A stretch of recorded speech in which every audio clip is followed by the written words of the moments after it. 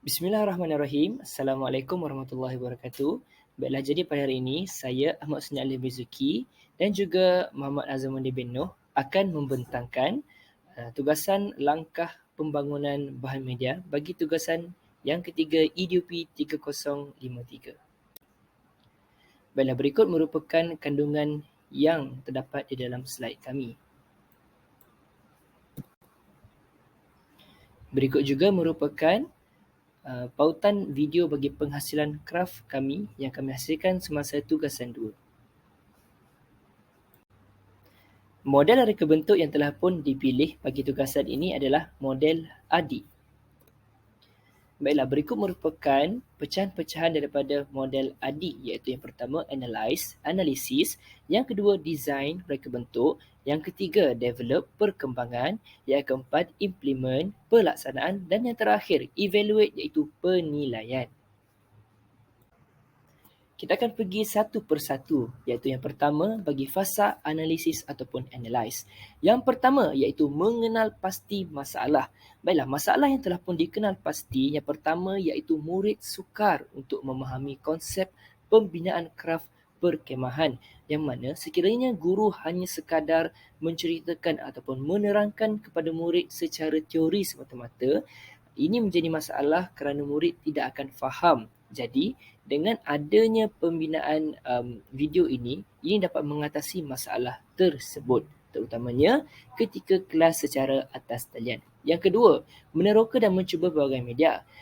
Jadi konsep yang telah pun dipilih iaitu rakaman sebagai bahan PDP untuk menunjukkan cara penghasilan kraft. Dan seterusnya bagi menganalisis kandungan pembelajaran.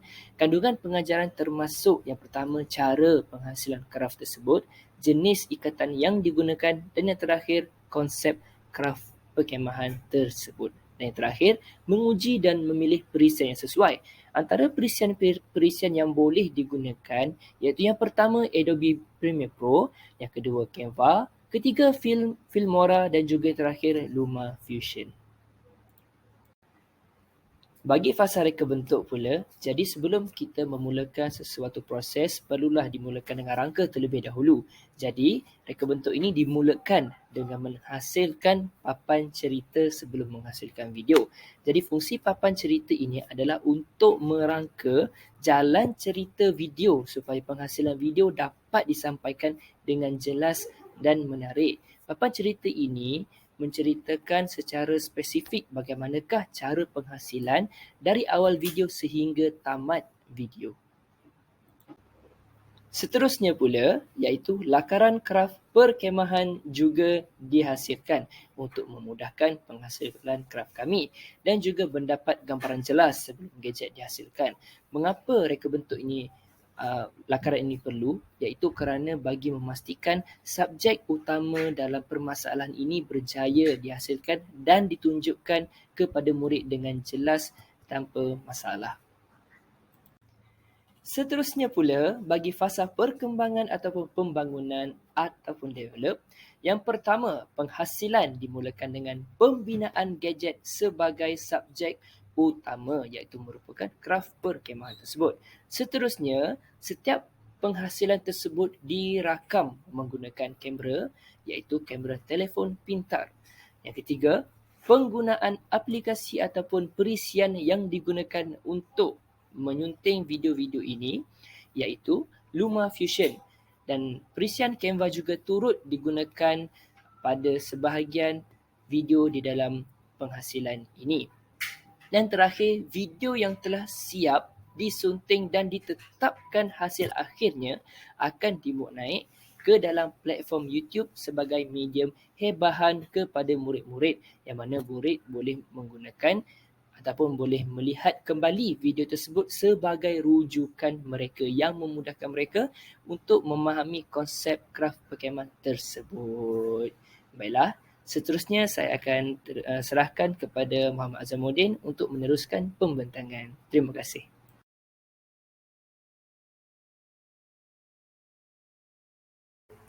Baiklah, terima kasih diucapkan kepada Husni atas pembentangan sebentar tadi.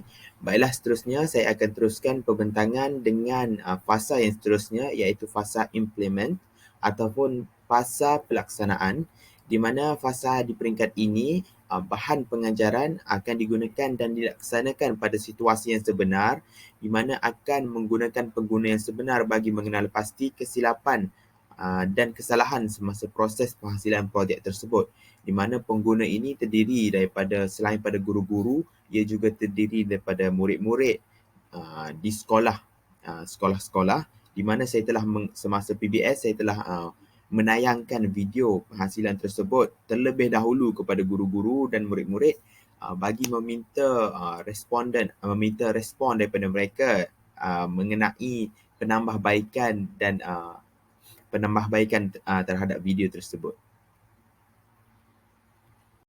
Baiklah, berdasarkan kajian ataupun pemerhatian saya semasa saya memberikan video itu kepada guru dan murid-murid, saya dapati video itu mudah difahami dan dapat difahami oleh mereka, akan tetapi terdapat beberapa penambahbaikan yang telah disarankan oleh mereka, oleh guru-guru, di mana sebarang kesalahan yang berlaku ini akan saya tambah baikkan sebelum video digunakan sepenuhnya. Antara cadangan penambahbaikan yang diberikan oleh guru, yang pertama adalah kekurangan teks, di mana kekurangan teks ini akan menyebabkan murid sukar atau menyulitkan murid untuk memahami video tersebut, di mana dan selain itu, elemen multimedia yang menarik seperti jenis teks yang lebih menarik, animasi teks dan warna teks juga perlu diberikan penekanan supaya dapat menarik minat murid dan memberikan kefahaman yang lebih baik kepada murid. Baiklah, seterusnya saya akan teruskan pembentangan pada fasa yang seterusnya, iaitu evaluate ataupun fasa penilaian, di mana pada fasa ini proses penilaian akan dilaksanakan. Baiklah, bagi fasa penilaian ini adalah di mana fasa ini mengumpulkan maklum balas oleh guru-guru supaya dapat menambahbaikkan lagi hasil video.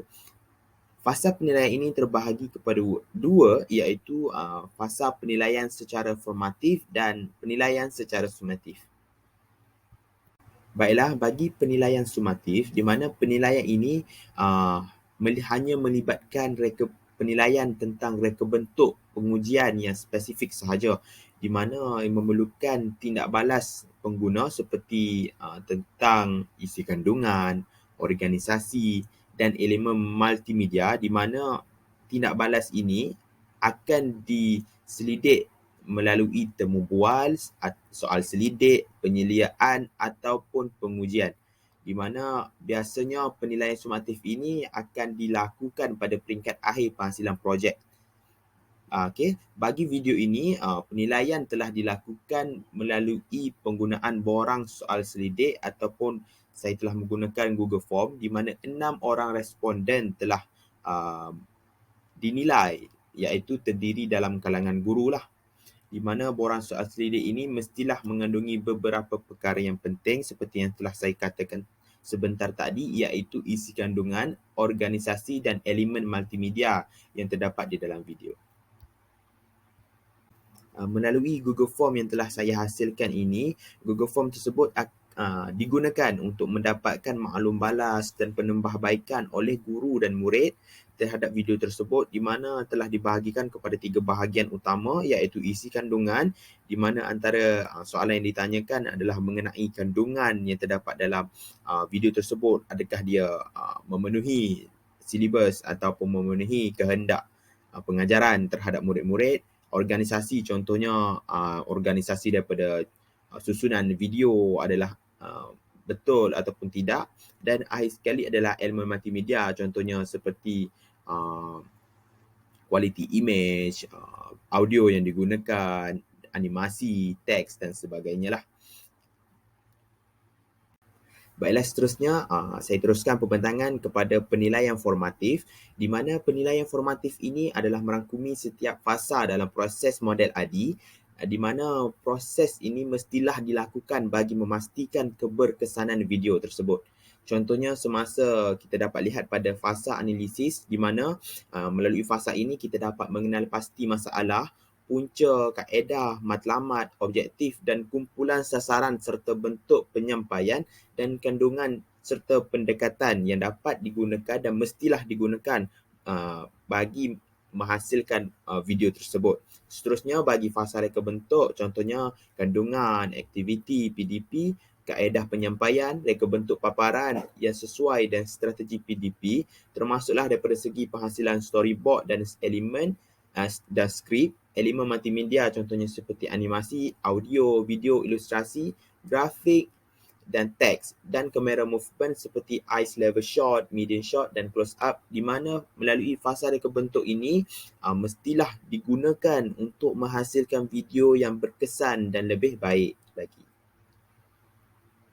Baiklah, seterusnya bagi fasa ketiga pula iaitu fasa pembangunan, di mana antara kajian dilakukan adalah seperti susunan, penggunaan dan aplikasian elemen multimedia, transisi video, gambar, animasi teks dan audio tersebut.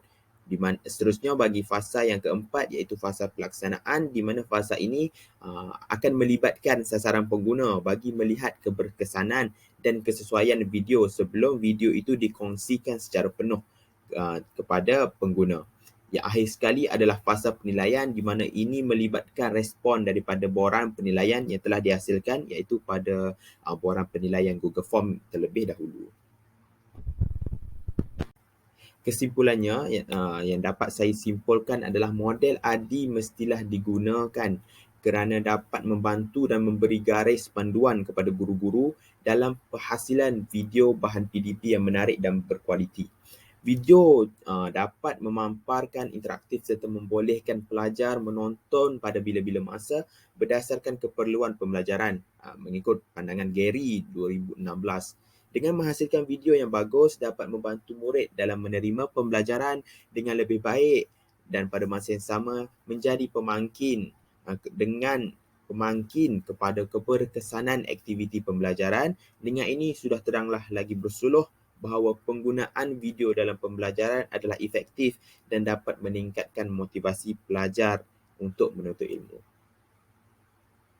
Baiklah, ini adalah antara bahan rujukan yang telah kami gunakan dalam penghasilan slide ini. Itu sahaja daripada kami. Sekian, terima kasih.